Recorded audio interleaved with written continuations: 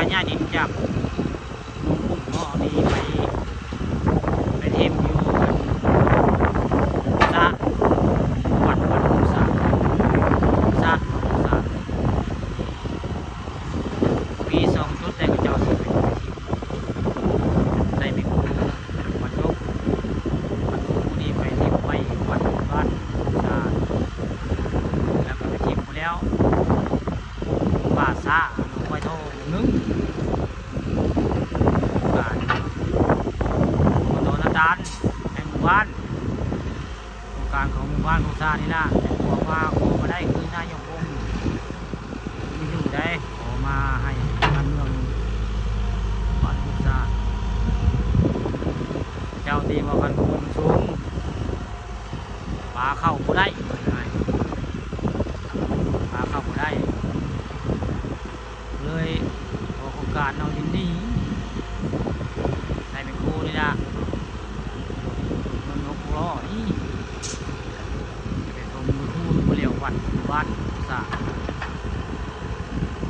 นี่ข้าวทำเรื่องจริงวันชนหน่อยการโยกย้ายดินเป็นแบบที่แล้วพระเจ้าบ้านนี้สิบุมีคันครูสะได้อันน้องปุ่มบ้าน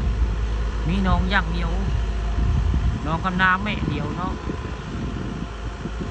นาแม่อยู่ได้วีนึงหลวงปู่ใส่เป็นครูยกขึ้นนี่ทางนั้นก็คือเส้นทางนั้นสายหลักไปใส่พญาตะโงยเนี่ยมีหลวงเพชรไปทางขวามือนี่ไปปลูกมาแล้วพญาตะโงยบ้านตะโงยมือนี้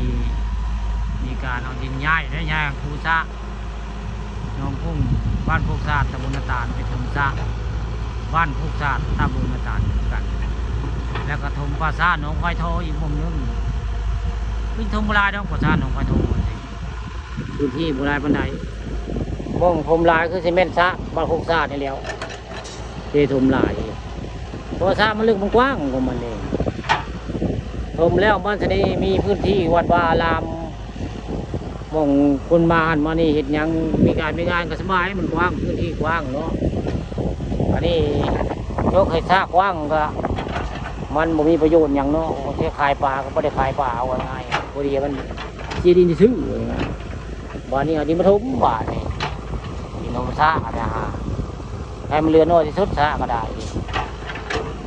จกเลิกพูดง่ายจกเลิกพูดซากจากโครงการภายในสมัยนั้นพอมาจกซะแต่มันกว้างโคตรที่ไปแล้วมันมีที่หมุนยนต์รถเรือไปแล้วมีการงานจากวัดกว้างเลยเป็นการวัดโฮมไปไงวัดโคซาวัดที่การ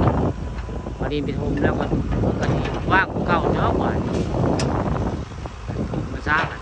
ใส่ยีทมใส่เที่ยวพุทธยังพอกายนี่ละว่าได้ไปปลูกซะให้มันชุ่มซ้ำเก้าเลยง่ายครับบริโภคง่ายดินเสียเปลืองเท่าไร